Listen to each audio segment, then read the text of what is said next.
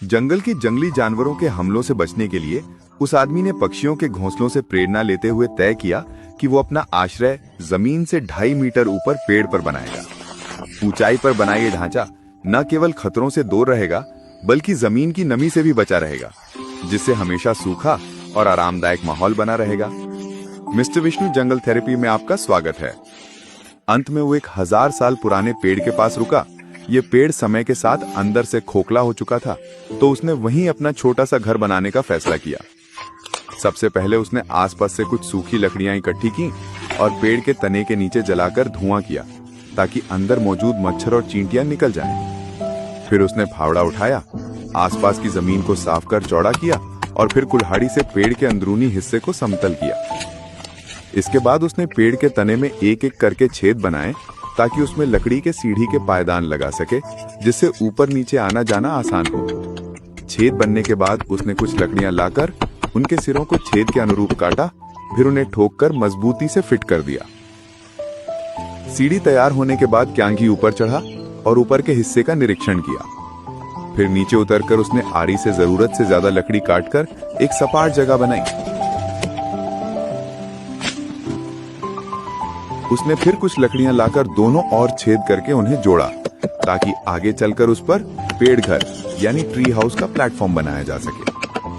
Platform की नींव बनने के बाद क्यांगजी ने आसपास से मोटी बेलें इकट्ठी की। उसने उन्हें मंच के चारों ओर लपेटा, पहले रस्सी से बांधा, फिर लकड़ी के कीलों से ठोक कर मजबूत कर दिया। इसके बाद उसने उन्हीं बेलों को नीचे की ओर बुनना शुरू किया, जिससे प्लेटफॉर्म और मजबूत हो गया।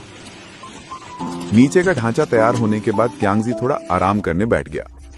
फिर उसने कुछ बची हुई बेलों से एक गोल ढांचा बनाया और नदी के किनारे जाकर मिट्टी यानी क्ले इकट्ठी की। मिट्टी को बर्तनों में भरकर वापस लाया और पेड़ पर चढ़ गया। उसने पेड़ के एक हिस्से में छेद किया और कुछ लकड़ियां लगाकर एक छोटा सा प्लेटफॉर्म बनाया।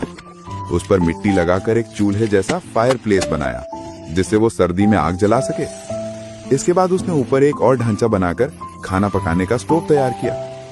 फिर उसने प्रवेश द्वार के पास एक धुआं निकलने की चिमनी बनाई और मिट्टी से सारे छेद बंद किए, ताकि धुआं बाहर ना निकले।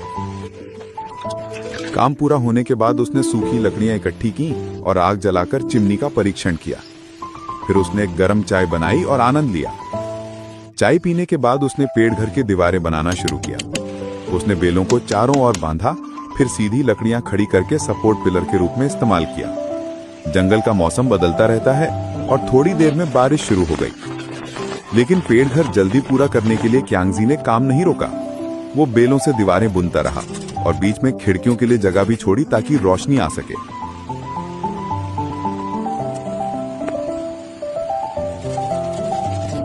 दीवारें पूरी करने के बाद उसने कुछ और लकड़ियां ली, उनमें छेद बनाकर छत का ढांचा यानी रूफ फ्रेम बनाया। छत को ढलान वाला रखा, ताकि पानी आसानी से बह जाए और छत पर जमा ना हो।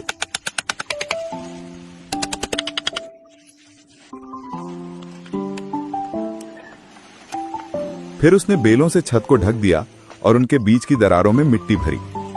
क्योंकि केवल मिट्टी बारिश में बह सकती थी, इसलिए उसने ऊपर से घास की परत बिछा दी, ताकि छत जलरोधक और प्राकृतिक दिखे।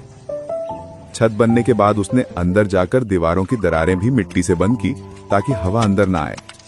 फिर नीचे उतरकर उसने लकड़ी का दरवाजा बनाया। पहले दरवाजे का फ्रेम तैयार किया, फिर उसके आकार के अनुसार लकड़ी के टुकड़े जोड़े और बेलों से उन्हें बुन दिया। अंत में उसने एक तरफ लोहे की तार बांधी, ताकि दरवाजा खुल बंद हो सके। पूरा दिन मेहनत करने के बाद क्यांगजी का पेट जोर से गुड़गुड़ाने लगा। वो वापस पेड़ घर में गया, चूल्हा जलाया और रात का खाना बनाने लगा। उसने पहले मांस के टुकड़ों को मसाला लगाकर रख दिया, फिर स्टोव पर भूनने लगा। उसी बीच उसने कुछ सब्जियों काटी, ताकि स्वाद संतुलित रहे। जब मांस दोनों तरफ से सुनहरा हो गया, तो उसने उसे काटा। उसकी खुशबू पूरे पेड़ घर में फैल गई। खाना खाकर बाहर रात पूरी तरह उतर चुकी थी। क्यांगजी ने दिया जलाया, फर्श पर लेट गया और चूल्हे की गर्मी में धीरे धीरे नींद में डूब गया। देखने के लिए धन्यवाद। ऐसे ही कमाल के जंगल इनोवेशन देखने के लिए मिस्टर विष्णु जंगल थेरेपी को फॉलो करना ना भूलें।